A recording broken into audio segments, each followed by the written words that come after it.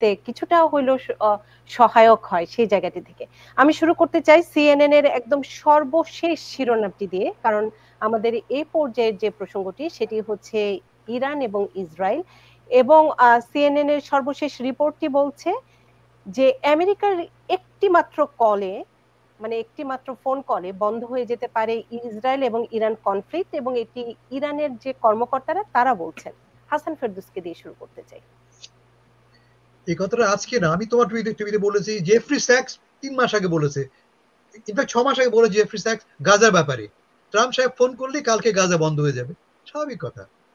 মার্কিন যুক্তরাষ্ট্রের সমর্থন ছাড়া, তার অর্থ ও অস্ত্র এবং বারুদ ছাড়া, বারুদটা ভেরি ইম্পর্টেন্ট, মিউনিশনস ছাড়া ইসরায়েল এই যুদ্ধ এবং কোনো যুদ্ধেই এগোতে পারবে না। আমেরিকা প্রতি বছর এখন অলমোস্ট $4 বিলিয়ন কোনো শর্ত ছাড়া দিয়ে যাচ্ছে ইসরায়েলকে।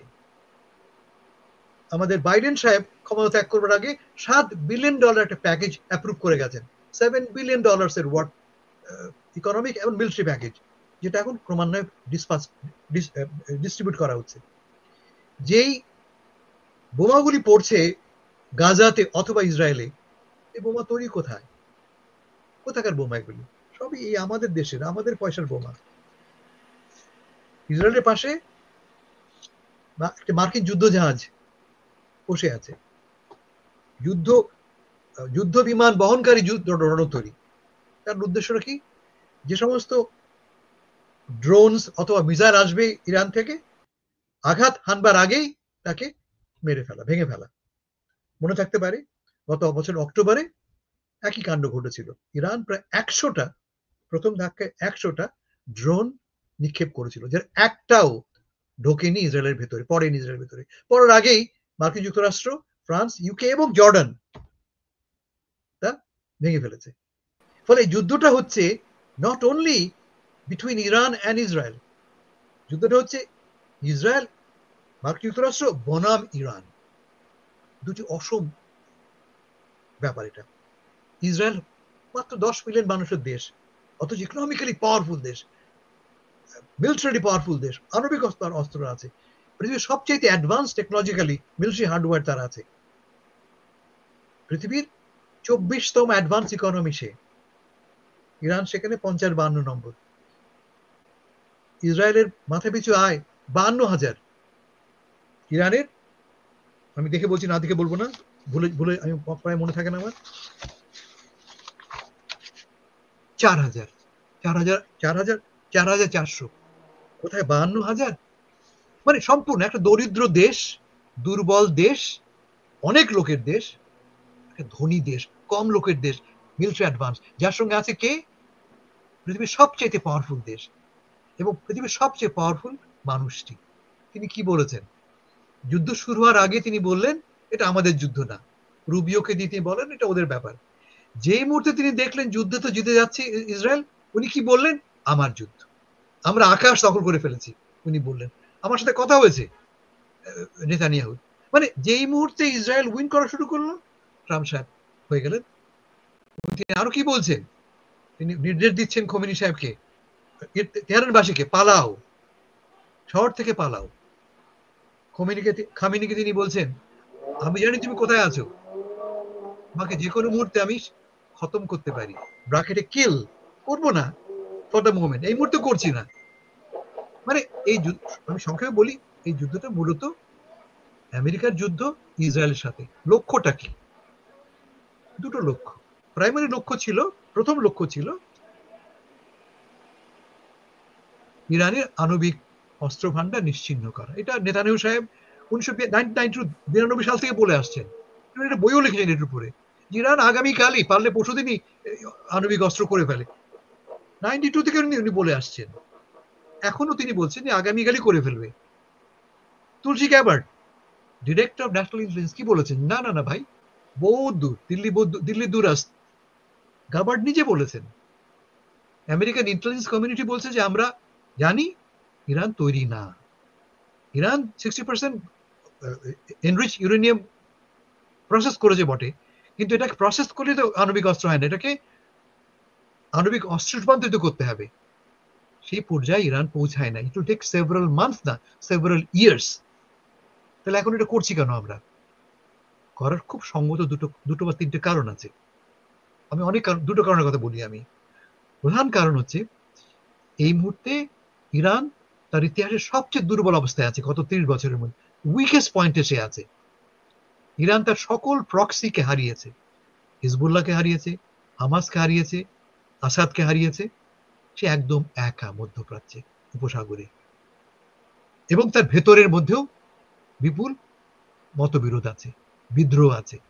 গত বছরে দেখেছি আমরা, মনে থাকতে পারে, এক মেয়ের হিজাব পরা নিয়ে সারা দেশ টালমাটাল। কারণ খুব একটা ফ্রাজাইল একটা সরকার। আঘাত করার সবচেয়ে উত্তম সময় হচ্ছে এইটা, এটা একটা কারণ। আর তার চেয়েও একটা বড় কারণ হচ্ছে এই যে নেতানিয়াহু সাহেব যে কোয়ালিশনের হেড, খুব ফ্রাজাইল, খুব ভঙ্গুর একটা কোয়ালিশন। অনেক ভিন্ন মতের মানুষ এক হয়েছে একটা কমন ইন্টারেস্টে। 8ই অক্টোবরে আমরা আক্রান্ত হয়েছিলাম, তাকে শেষ করতে হবে। এই যে কমন ইন্টারেস্ট, বহির্গত শত্রু, তাকে শেষ করতে হবে। যেই মুহূর্তে যুদ্ধ বন্ধ হয়ে যাবে, সেটা গাজাতেই হোক, ইরানের সঙ্গেই হোক, নেতানিয়াহু সাহেবের কোয়ালিশন ভেঙে পড়বে।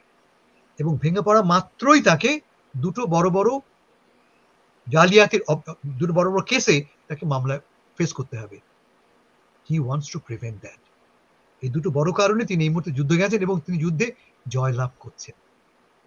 এটা মাথায় রাখতে হবে। আমাদের মিডিয়া কভারেজ দেখতে পাচ্ছি এবার ইরান বোধ করি ইসরায়েলকে প্রায় শেষ করে ফেলেছে, পাকিস্তান থেকে আণবিক অস্ত্র এসে পৌঁছলো বটে, পুতিন সাহেব ফোন করে ধমক দিচ্ছে।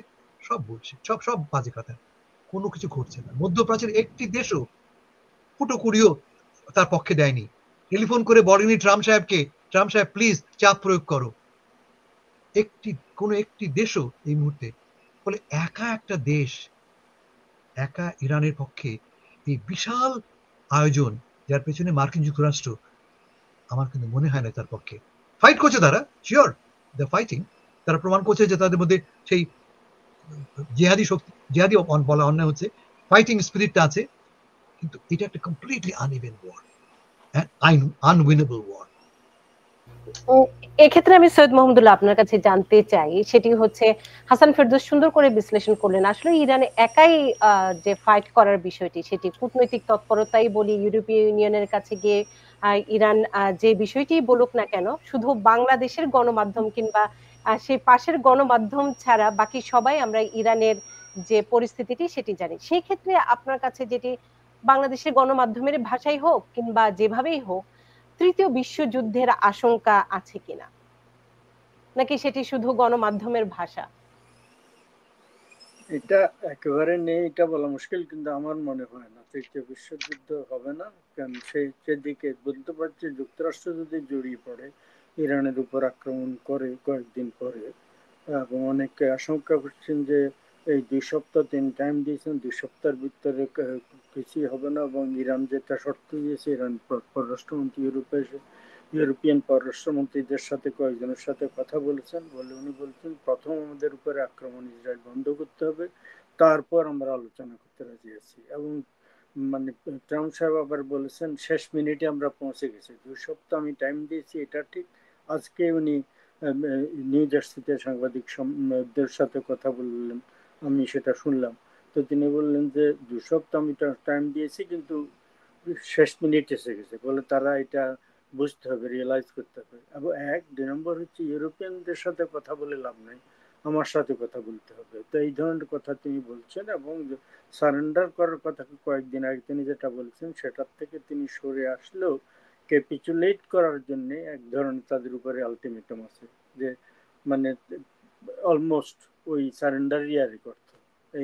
এই একটা। 2 নম্বর হচ্ছে যুক্তরাষ্ট্র বারবার যেটা বলছে, যুক্তরাষ্ট্রের ট্রাম্প সাহেবের যে সমর্থক গোষ্ঠী, তাদের ভিতরে মার্গা যাদেরকে বলা হয়, একেবারে কট্টর সমর্থক, তাদের মধ্যে অনেকে কিন্তু এই ইরানের যুদ্ধে যুক্তরাষ্ট্র ডাইরেক্টলি জড়িয়ে পড়ুক এটা চায় না। তাহলে তাদের অনেকের বিশ্লেষণে হচ্ছে যে এটা একটা দীর্ঘমেয়াদী যুদ্ধ হবে, আফগানিস্তান মতো, ইরাকের মতো। যুক্তরাষ্ট্র ঝামেলায় পড়ে যাবে, দীর্ঘমেয়াদী এই ঝামেলায় তারা পড়ুক, এটা তার সমর্থকরা চায় না। কিন্তু তিনি যদি সিদ্ধান্ত নিয়ে নেন, ওই সমর্থক গোষ্ঠী তাকে সমর্থন করবে, এটাও বোঝা যাচ্ছে। জেনারেলি তারা করেই থাকে তাকে। এটা একটা দিক। আরেকটা হচ্ছে তিনি যে সময় নিয়েছেন একটা ওদেরকে সুযোগ দিয়ে বলা, কিন্তু আমি নিউ ইয়র্ক টাইমসের একটা রিপোর্টে বিশ্লেষণ আজকে দেখলাম, এমনও তো হতে পারে যে এটা সামরিক প্রস্তুতি নেওয়া হচ্ছে, মানে আক্রমণের মিলিটারি অ্যাকশনের জন্য প্রস্তুতি নেওয়ার জন্য এই সময়টা নেওয়া হচ্ছে। বাহ্যিক একটা মানে বলা হচ্ছে যে তাদেরকে সুযোগ দেওয়া হলো, এই একটা। দুই নম্বর আর একটা হচ্ছে যে কথা বারবার বলা হচ্ছে, একমাত্র যুক্তরাষ্ট্রের কাছে সম্ভবত 30 অথবা 35,000 পাউন্ডের ওই বিশেষ মানে বোমা আছে, যেটা বাংকার ভেঙে, হ্যাঁ বাংকার বাস্টার, সেটা একেবারে চুরমার করে দিয়ে অর্ধ মাইল নিচে ঢুকে যেতে পারে। কিন্তু এটা তো বলা হচ্ছে, এমন হতে পারে যে সেরকম অস্ত্র নাই, ওটাতে হতে হবে না। তো যুক্তরাষ্ট্রের এই যে একটা সুযোগ দেওয়ার পেছনে এটা একটা কারণ হতেও পারে, যে সত্যি সত্যি ওই রকম কোনো ওই বোমা দ্বারাও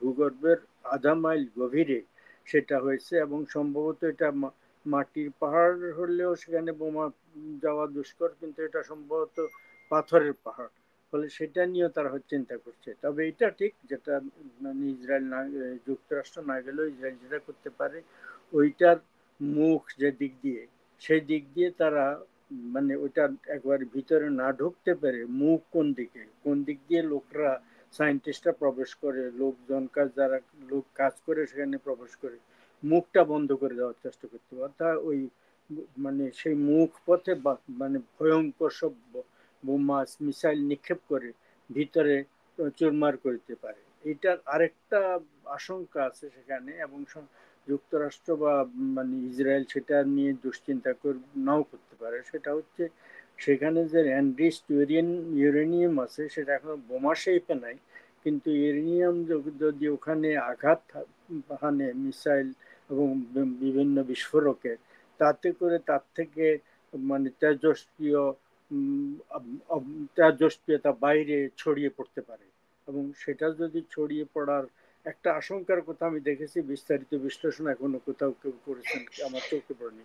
যদি সেটা হয় সত্যি সত্যি সেরকম তেজস্ক্রিয়তা ছড়িয়ে পড়ার আশঙ্কা থাকে, তাহলে ওখানে তো সম্ভবত 65 কেজি পরিমাণ কমপক্ষে, যেটা অনেকগুলো বোমা বানানোর জন্য যথেষ্ট। বোমা বানানোর জন্য সম্ভবত 90 বা 95% রেটে এনরিচ করতো, এগুলো 65 বা 60% পর্যন্ত এনরিচ করা আছে। যাই হোক, কিন্তু কিছু এমন হতে পারে, যেটা বলছে কয়েকদিনের মধ্যে সময় পেলে তারা 5টা 10টা বোমা বানাতে, যদি সেটাই হয়ে থাকে তাহলে কিছু হয়তো আরো হাইলি এনরিচ, মোর এনরিচ, সেগুলো যদি এরকম সেগুলো তেজস্ক্রিয়তা ছড়ায়, তাহলে একটা ভয়ঙ্কর অবস্থা হবে। এমনিতেই শত শত লোক সে দেশে মারা গেছে।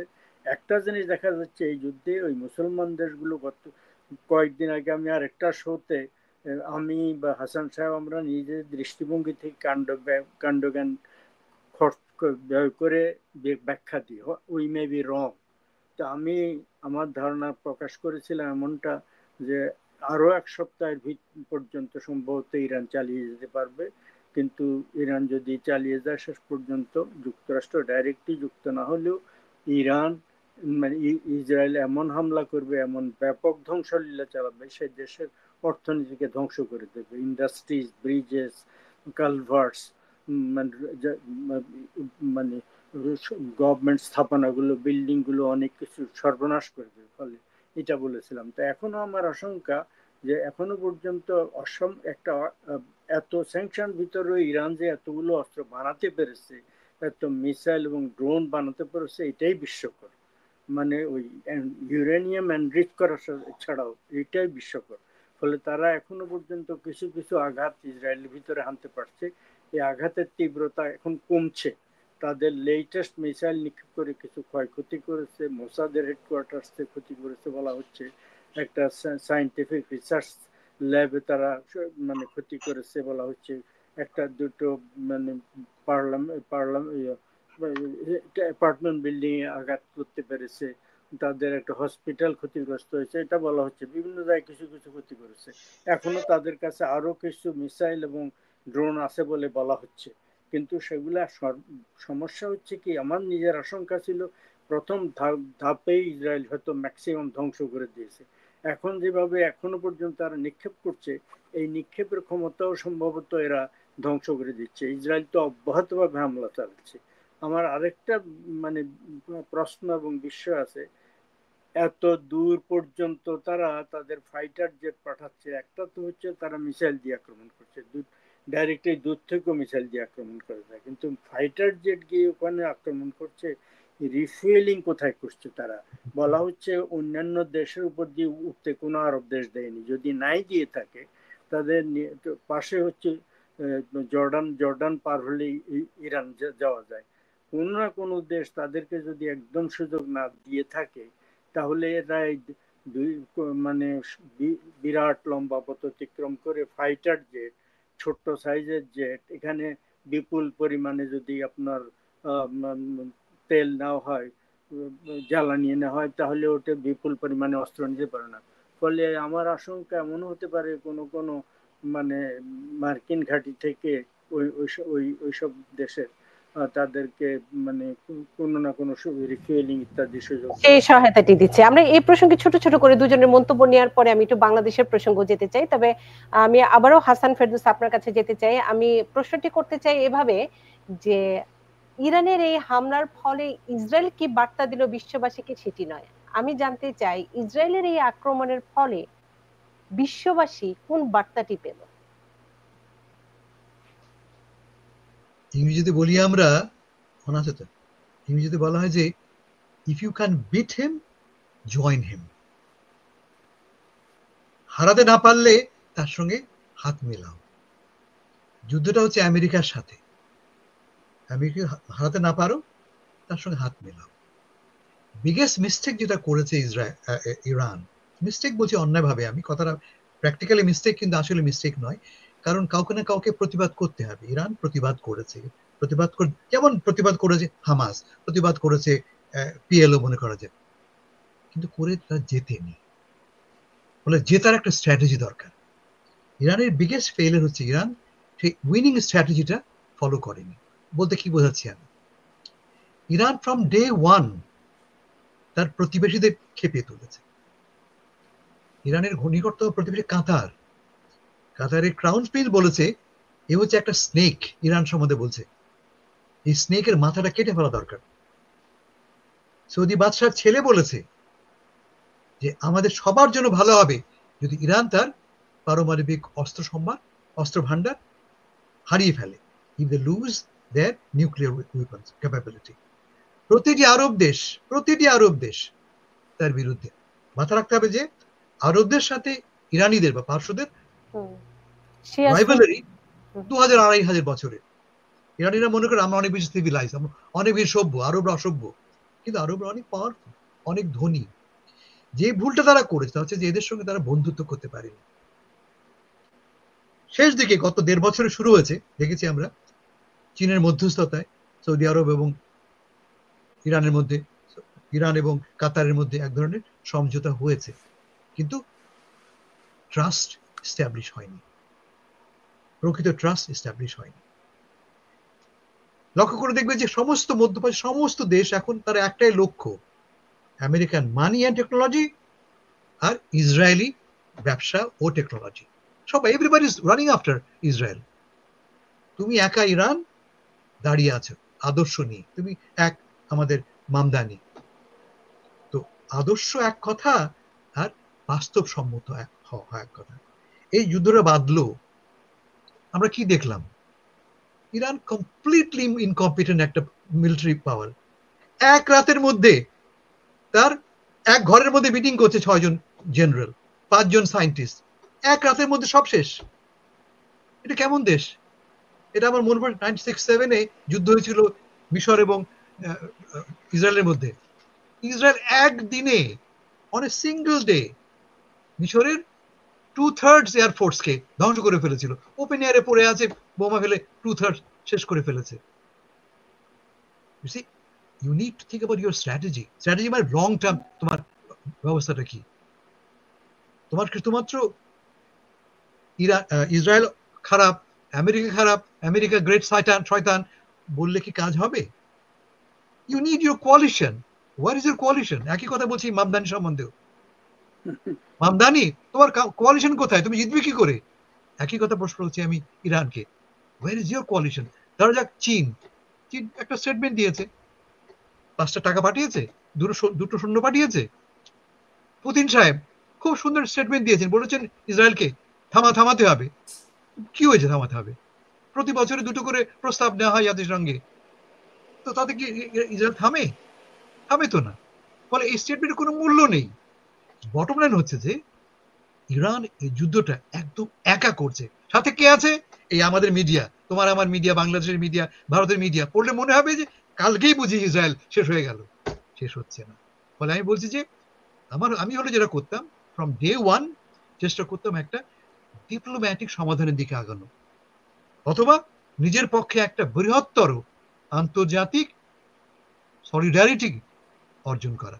এটা আমরা করতে পারিনি। আচ্ছা, সৈয়দ আমি মাহমুদুল্লাহ, জি অ্যাড করি। আমি মাহমুদুল ভাই বলা শুরু করেছেন যে জি কেন ডিলে হচ্ছে, এটা উনি শুরু করেছিলেন। আমি ব্যাখ্যাটা বুঝিয়ে বলি। আমি দুটো কারণ। একটা, উনি বলেছেন যে বাংকার বাস্টার যে বোমাগুলি আছে, মাহমুদুল ভাই 30,000 পাউন্ডস এক একটা বোমার, B-52 বোমা দিয়ে সেগুলিকে ড্রপ করতে হয়। এক্সপেরিমেন্ট হয়েছে, টেস্ট হয়েছে, কিন্তু প্রমাণিত হয়নি। ডিয়াগো গার্সিয়াতে আমাদের যে বেজ আছে, সেই বেজ অলরেডি দেখতে পাচ্ছি আমরা, আমাদের বিমানগুলিকে অ্যাক্টিভেট করা হয়েছে, তার মানে প্রস্তুতি নেওয়া হচ্ছে, এটি বলছে ইন্টেলিজেন্স রিপোর্টটা। কিন্তু আমরা জানতে পারছি যে কোথাও কোনোখানে কিন্তু টেস্ট করা হয়নি, ল্যাবরেটরিতে টেস্ট হয়েছে, কোনো ফিল্ডে হয়নি। কোনো যুদ্ধক্ষেত্রে 30,000 পাউন্ড বোমা ফেলে কিছু বাস্ট করা হয়নি। কেমন? এটা একটা কারণ। তার মানে বলা হচ্ছে যে সাকসেসফুল নাও হতে পারে। ট্রাম্প সাহেব কখনই এমন কিছু করবেন না যেখানে তিনি সাকসেসফুল হবেন না অথচ যাবেন সেখানে। He will not do that. আমি একটু আগে বললাম যে এই মুহূর্তে ইসরায়েল জিতেছে, উনি বললেন আমার যুদ্ধ, বলে এটা প্রথম কারণ। আরো বড় কারণ একটা আছে, এই যে দূর থেকে বোমা ফেলে, 2,000 কিলোমিটার দূর থেকে বোমা ফেলে রিফুয়েলিং করো বা না করো, যুদ্ধ যখন সমাপন হয়, unit boots on the ground. তোমাকে সৈন্য পাঠাতে হবে। কোথায় পাঠাবে, কে পাঠাবে, কিভাবে পাঠাবে? আমেরিকা কোনোভাবেই, এই ট্রাম্প সাহেব কোনোভাবেই সৈন্য পাঠাবেন না। ইসরায়েল পাঠাবে? I don't think so. কোন আরব দেশ সহ্য করবে না তার মাটিতে তার উপর দিয়ে ইসরায়েল সৈন্য যাবে। ফলে রেজিম চেঞ্জের যে স্বপ্ন তারা দেখছে, এটা বাস্তবসম্মত স্বপ্ন নয়। হয়তো আপনারা দেখেছেন রেজা শাহ পাহলভি, তার ছেলে অলরেডি ডাক দিয়েছে যে জাগো ইরান জাগো। ডাক ডাক দেওয়া ঠিক আছে, কিন্তু ইরানের যে 100 মিলিয়ন মানুষ, একটা দিকে তারা কিন্তু, যেটা বলেছে খোমেনি সাহেব, আমরা গর্বিত জাতি, মাথা নিচু করবো না আমরা। আমেরিকা আমাদের ধমক দেবে, ইসরায়েল ধমক দেবে, আমরা মেনে নেব, আমরা মরবো। আমরা, খোমেনি সাহেব কি বলেছেন, আমরা মরবো, কিন্তু আত্মসমর্পণ করবো না। ফলে অভিজ্ঞতা কি বলে আমাদের? এই যে রেজিম চেঞ্জের কথা বললাম একটু আগে আমি, আফগানিস্তানি 20 বছর যুদ্ধ করেছে, 20 ইয়ার্স, পারলো না তো, তালিবান ক্ষমতায় ফিরে এসছে। ইরাকে কি হলো, 10 বছর যুদ্ধ করেছে, বিলিয়নস অফ ডলার নষ্ট করেছি আমরা, মন মতো সরকার গঠন করতে পারলাম না আমরা। ফলে রিজিম চেঞ্জটা একটা অলিক স্বপ্ন মাত্র, মিরাজ। আমার ধারণা যে ট্রাম্প সাহেব বুদ্ধিমান লোক, তিনি এই অলিক স্বপ্নের পেছনে ছুটবেন না। ফলে তিনি এখন ছুটছেন কোন দিকে, যেটা করছে ইউরোপিয়ানরা, ডিপ্লোম্যাটিক সলিউশন। চাপ প্রয়োগ করি, ইরান ধ্বংসের দ্বার প্রান্তে, এখন চাপ প্রয়োগ করি, বলি তোমাদের একটাই পথ, তা হচ্ছে নিঃশর্ত ভাবে তোমার আণবিক কর্মসূচি বাতিল করা। That may happen. Syed Mahmudullah, Hasan Ferdous খুব সুন্দর করে ব্যাখ্যা করেছেন। তবে আমি একটু অন্যভাবে একটি প্রশ্ন করতে চাই, সেটি হচ্ছে ইরান এবং ইসরায়েলের যে যুদ্ধের বাস্তবতা এবং গণমাধ্যমের ভাষা, বিশেষ করে আমাদের বাংলাদেশ কিংবা দক্ষিণ এশিয়ার একদম বিপরীতমুখী। আমরা সাধারণ মানুষ যা শুনতে চাই কিংবা পছন্দ করি সেভাবেই কি গণমাধ্যমে, কারণ আপনারা দুজনেই অনেক সিনিয়র সাংবাদিক, কারণ 2025 সালে এরকম একটি যুদ্ধ, জোর যার মূল্য তারের মতো শব্দটি আমি ব্যবহার করতে হচ্ছে, সেই জায়গাটিতে এসে গণমাধ্যমের আরেকটু পেশাদারিত্ব কিংবা যুক্তিসম্মত যদি খবরগুলো প্রচার করা হতো, তাহলে তো আরো বেশি অন্য ধরনের বার্তা ইরানিয়ানরাও পেতেন কিংবা বিশ্বও পেত। সেক্ষেত্রে আমি একটু জানতে চাই যে কেন দুই ধরনের বাস্তবতা এবং গণমাধ্যমের ভাষায় এক নয় কেন? এটা হচ্ছে যে এক ধরনের চাওয়াটাকে তারা নিউজের মতো করে বানাচ্ছে, যে তারা অনেকে চাচ্ছে, যারা এই ধরনের বলছে, যে ইরান জয় হয়ে যাক, এবং ইরান কিছু কিছু মিসাইল, কিছু কিছু ড্রোন পাঠাতে সক্ষম হচ্ছে, কিছু কিছু ক্ষয়ক্ষতি করতে সক্ষম হচ্ছে। তাতে তারা ভাবছে তাদের কাছে আরো অস্ত্র আছে, এই মহাকাণ্ড ঘটে যাবে ইত্যাদি, ফলে মানে অতিরঞ্জিত করে নিজেদের আশা বা অলিক স্বপ্ন সেটাকেই তারা নিউজের আকারে প্রকাশ করে ফেলছে এবং মানে অতিরঞ্জিত করে গল্প রচনা করে।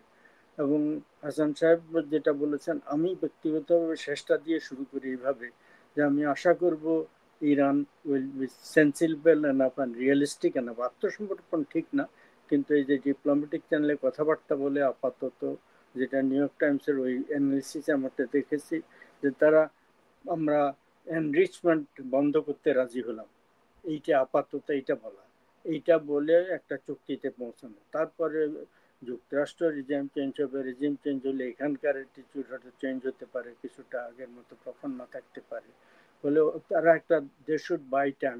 একটা 2 নম্বর হাসান সাহেব যেটা বলেন, মধ্যপ্রাচ্যে বা এই এই যে একটা যুদ্ধ, তাদের নিজেদের কিছু অস্ত্র বানাচ্ছে, সাকসেসফুল তারা অনেক দিক থেকে, এট দি সেম টাইম তারা একা একা, দুটো দিক আছে। এই যে বাংলাদেশে যারা লাফাচ্ছেন তাদেরকে প্রথম একটা খবর দিই, পাকিস্তানে বাংলাদেশের চাইতে শিয়ার সংখ্যা অনেক বেশি পার্সেন্টেজ।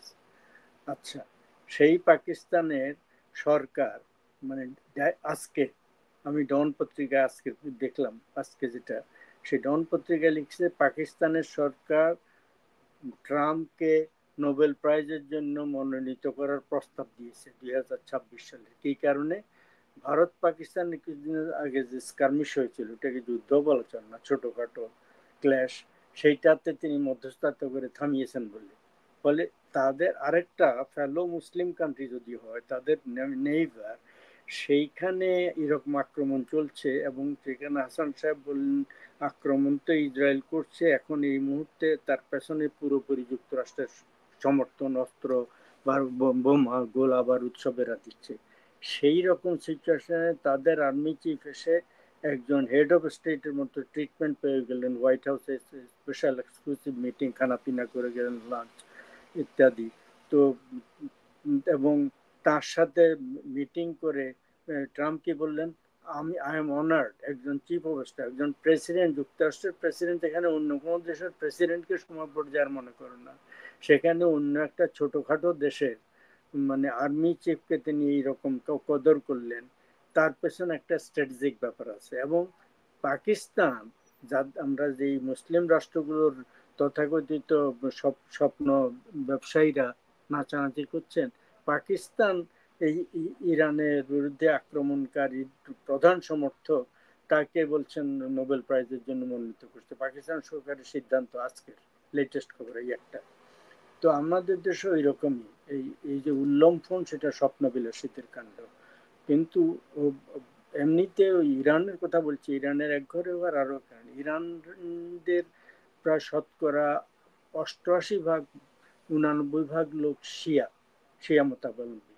সুন্নিরা, এই বাংলাদেশি সুন্নিরা, বাংলাদেশে শিয়াদেরকেও মুসলমানই গণ্য করেন অনেকে। আমাদের 2-4 জন প্রমিনেন্ট লোক আছেন বুদ্ধিজীবী, তারা শিয়া যদি শোনে, এই আমাদের সুন্নি যারা আছেন তারা ক্ষিপ্ত হবেন যে এতদিন তো জানতামই না এই লোক শিয়া। তো এই যে বাংলাদেশের অবস্থা বা অন্যান্য মুসলিম দেশের, এরা শিয়াদেরকে মুসলমানই মনে করে না, সত্যি সত্যি মুসলমান মনে করে, তাদেরকে মানে ওই খ্রিস্টান বা অন্যান্য বিধর্মীদের চাইতেও বেশি ঘৃণা করে। পাকিস্তানে তো মোহাম্মদুল্লাহ ভাই, মামদানি কিন্তু শিয়া, মামদানি হ্যাঁ, বাবা কিন্তু শিয়া। হ্যাঁ, মামদানি বাবা শিয়া। জানি না এর ফলে তার 10টা ভোট কমে গেল কিনা আমি জানি না, কিন্তু সত্যি কথাটা না, বললাম। সেটা জানে না, টের পায়নি মামদানি শিয়া এটা, মামদানির মা মানে শেখ, এটা কেউ জানে না। যাই হোক, তাই জানে না বলে মামদানি মুসলমান এই নিয়ে নৃত্য করছে। তাই নৃত্যকারীরা মানে এই অবস্থা। ফলে ইরান চাইলেও যে আরব দেশগুলো তাদের বন্ধু হতো তা না, বড় একা তারা। তো তাদের ঘৃণা কেন বা ক্রোধ কেন? ক্রোধ হচ্ছে তাদের উপরে শাহ একটা জগদ্দল পাথরের মতো একটা ভয়ঙ্কর অন্যায় শাসন, শাহ রেজা শাহ পাহলভী অন্যায় শাসন মানে চালিয়ে রেখেছিল, অন্যায় অত্যাচার বিলাস ইত্যাদি। তারপরে তুদে পার্টি, কমিউনিস্ট পার্টি তাকে কঠোরভাবে দমন করেছে, তাদের নেতাদেরকে, শত শত নেতা কর্মীকে নিষ্ঠুরভাবে হত্যা করা হয়েছে। তারপর আপনার কি বলে ডক্টর মোসাদ্দেকের সরকার তাকে মানে সিআইএ বা এদের পশ্চিমাদের দাবিতে তাকে, হ্যাঁ, তাদের দাবিতে তাকে ক্ষমতাচ্যুত করা হয়েছে। এবং মানে মানুষ করে রাখা হয়েছে লিটারেলি। তো ফলে এই তাদের এই ক্ষোভ, এই ক্রোধ গুলো আছে, এবং যেটা কার্টারের টাইমের একদম শেষ মুহূর্তে, মানে প্রথম কথা হচ্ছে যে মানে কার্টারের টাইমেই তো মোল্লাতন্ত্র কায়েম হলো, খোমেনি সে দেশে ইসলামিক রেভলিউশন সাকসেসফুল ক্ষমতা আসলো। কিন্তু একটা হচ্ছে ইসলামিস্টরা ক্ষমতা এসছে, কিন্তু জেনারেলি পুরো ইরান জাতির, ইরানের সমগ্র জাতির ক্ষোভ কিন্তু মানে পশ্চিমাদের বিরুদ্ধে, যুক্তরাষ্ট্রের বিরুদ্ধে, ইসরায়েলের বিরুদ্ধে। ইসরায়েল বিরুদ্ধে ক্ষোভের কারণ তারা রিয়ালিস্টিক্যালি উপলব্ধি করছে এই দেশটাকে বানিয়েছে পশ্চিমারা, এবং সেটাকে এখানে বসিয়ে রেখেছে তাদের স্বার্থে, আমাদের উপর খবরদারি করার জন্য, আমাদেরকে মানে এই খবরদারি শব্দটা এর বাইরে বলারও দরকার নেই, করার জন্য, এবং তাই তারা করছে। এবং সম্ভবত এবারে ইসরায়েল যেটা করছে, গাজা পুরো দখল করবে সম্ভবত, পশ্চিমকে পুরো প্যালেস্টাইন দখল করা লক্ষ্য, যুক্তরাষ্ট্রের পূর্ণ সমর্থন নিয়ে এক। দুই নম্বর, সম্ভবত সিরিয়ার কিছু অংশ দখল করবে, এবং সম্ভবত লেবাননের একটা অংশ দখল করে নেবে। তবে কিছুদিন আগে প্রেসিডেন্ট ট্রাম্প একটা কলম এভাবে হাতে দেখিয়ে বলেছেন এইটুকু তো মাত্র দেশ, তো সেইটুকু আর থাকবে না, অন্তত 2 আঙ্গুল পর্যন্ত পৌঁছে যাবে, 2 রেখা পর্যন্ত, সেই লক্ষ্যের দিকে এগিয়ে যাচ্ছে। আমার খারাপ লাগছে ইরানের কথা ভেবে, যে দেশটা ধ্বংস হচ্ছে, এবং বিশেষ করে সেই দেশে ইনফ্রাস্ট্রাকচার ধ্বংস হোক, অর্থনীতি ধ্বংস হোক, জনগণের মানে ক্ষতি হোক, এটা কোনো শুভ বুদ্ধিসম্পন্ন মানুষের কাম্য হতে পারে না। আমরা আশা করব তারা রিয়েলিস্ট হবেন, এবং হয়ে মানে মোটামুটি ভাবে ক্যাপিচুলেট, আনুষ্ঠানিকভাবে না বললেও সেই ধরনের মানে একটা অনারেবল এই মুখ রক্ষার মতো কোনো একটা শর্তে তারা মানে এদের সাথে একটা আপোষ করবেন, যুক্তরাষ্ট্রের সাথে রাজি হয়ে যাবেন। তাতে করে মানে ইসরায়েলের আক্রমণটা তারা আরো ক্ষতি করার চেষ্টা করবে, কিন্তু শেষ পর্যন্ত যুক্তরাষ্ট্র যদি সরে আসে, তারাও শেষ পর্যন্ত থামাবে, এটা আমার ধারণা। আর রেজিম চেঞ্জের কথা, রেজা শাহ পাহলভীর পুত্র, তার নিজেরই বয়স এখন পর্যন্ত 70-এর মতো, সে আবার রাজা হওয়ার, তার শাহ হওয়ার খায়েশ, তার পক্ষে কিছু বিদেশি সমর্থন আছে, দেশের ভিতরে তো 1-2% লোক থাকতে পারে, এই সে চেষ্টা করবে তাকে খাড়া কোনো বসানোর একটা চেষ্টা হতেও পারে, এমন হতে পারে, ওইটা আর একটা আশঙ্কার কথা আছে। এরা আত্মসমর্পণ করলেও ইসরায়েল কিছু ক্ষতি টতি করে হয়তো যুদ্ধ বন্ধ হবে, কিন্তু এরা এর ফাঁকি দিয়ে ওখানকার নেতৃত্ব, যেটা মোল্লাগুলোকে বা আরো লিডারদেরকে, অনেককে, পার্লামেন্টের অনেক লোককে, স্পিকারকে, প্রধানমন্ত্রী, এগুলাকে, প্রেসিডেন্টকে খতম করে দিয়ে সেখানে একটা তাদের পাপেট সরকার বসিয়ে দিতে পারে। এইটা একেবারে অসম্ভব না, এই ধরনের একটা চেষ্টা হতে পারে বলে আমার আশঙ্কা।